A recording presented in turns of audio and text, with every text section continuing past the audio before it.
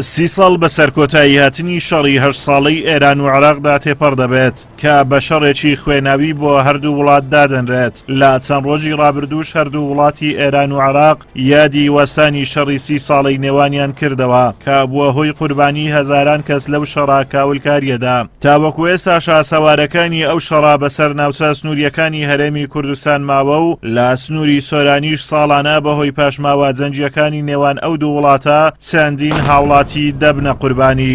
لە دوای جەنجی نێوان عێراق و ئێران لە ماوەی 30 ساڵی ڕابردوو لە سنووری پارێزگای هەولێر بەهۆی پاشماوە جەنجیەکان 3730 هاوڵاتی بوونەتە قوربانی کە لە نێوانیاندا 2781 کەس گیانیان لەدەستداوە.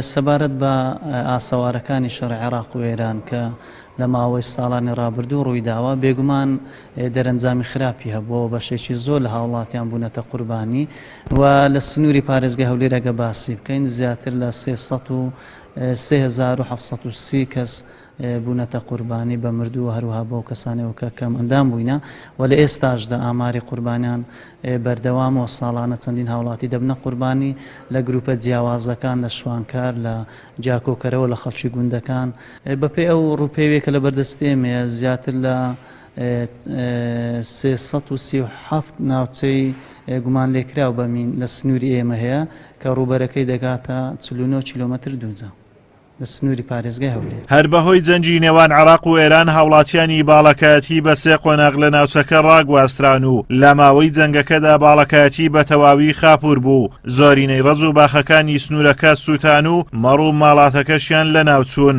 دواتریش دانیشتوانی باڵەکایەتی لە کۆمەڵگا زۆرەملێکانی دهۆک و هەولێر نیشتە جێکران. دوای ئازادی کوردستانیش بەشێک لە هاوڵاتیان قەرەبوو کرانەوە و بەشێکیشیان بە هۆکاری سیاسی تاوەکو ئێستا قەرەبوو نەکراونەتەوە.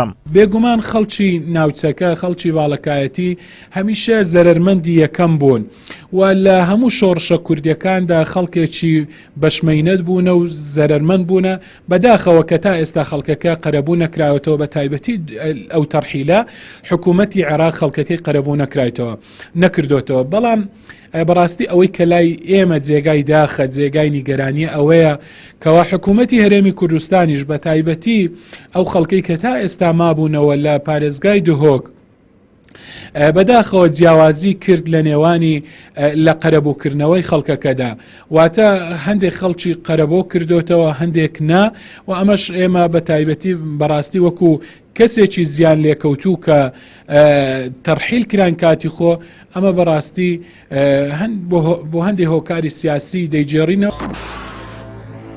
جەنجی نێوان ئێران و عێراق لە ئەیلولی ساڵی 1980 بۆ ئابی 1980 بەردەوام بوو. شەڕێکی چەکداری بوو لە نێوان کۆماری ئیسلامی ئێران و ڕژێمی پێشووی عێراق. شەڕەکە بە هێرشی ڕژێمی سەدام بۆ سەر ئێران دەستی پێکرد و ماوەی 8 ساڵی خایاند کە بەهۆی شەڕەکەوە کاولکاری و ماڵوێرانی زۆری بە دوای خۆی داهێنا و دوای وەستانی شەڕەکەش سنوورەکان هەروەک خۆی مانەوە.